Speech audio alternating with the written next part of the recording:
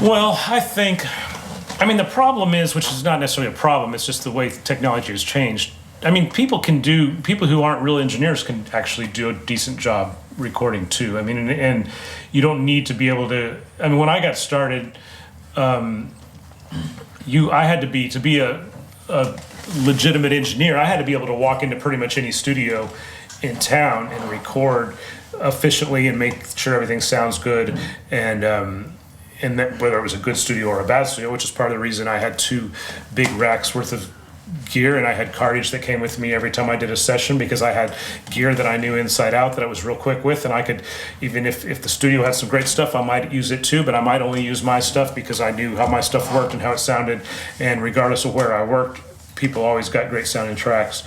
And now people rarely, even if they move around some, they only work at 2 or 3 different studios maybe, so they don't have to learn all that many different places, and they have their own couple pieces of gear, so they may not even be that a real engineer, but they could use their stuff more than adequate enough to get good quality recordings. So I wouldn't say that good engineering, I mean, there's not very many people though who could walk in and record a 60-piece orchestra, and I mean, there's only a handful of people in town that could do that now, but and I don't know who's going to replace them, because I don't know who's learning that skill on a day-to-day basis now, because it's not something that's being done as often as it used to be.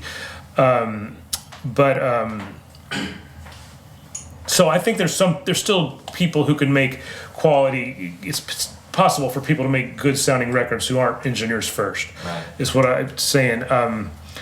But people are consuming records totally different. You're right there. And people, I mean, there's not really record listening that I see very much like there used to be. I mean, when I was a kid, when I was a huge fan of music in high school, and I'd get a new album, and I had the best stereo of all my friends, and I had there were 3 or 4 friends that come over to my house. We'd sit on my bed, put on the record, and we would pass the credits back and forth, and we would sit there and listen to the whole thing. We might say a couple of words when we were turning the thing over, and then we'd listen to the other side.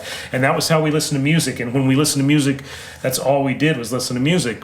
But we spent way less time listening to music total as people do now. But when we listen, we really listen. Now people listen to music nonstop. I mean, my son has his earbuds in more than he has them out, and he's constantly listening to it. But it's background soundtrack music almost, and it's not something that he's listening to the way we listened to it when I was young. But MP3s, I mean, MP3s are, the quality's bad, but I think they get a worse rap than they deserve, because the algorithms that encode MP3s are way better now than they were when MP3s were released. And I've done multiple tests sitting down with some really good algorithms where it is really hard to tell the difference between the MP3 and the non-MP3 file. And when they're encoded properly, which they often are not, but I don't think that that's naturally a bad thing. I mean, I wouldn't want that as my final copy, but the fact that it allows you to move music around so easy, I think is a great thing. So I don't necessarily think, I mean, I think high-res audio's, I mean, I love that, the idea of high-res audio, and hope that we move in that direction, but I don't discount the MP3 for what it does. I think it has some great advantages.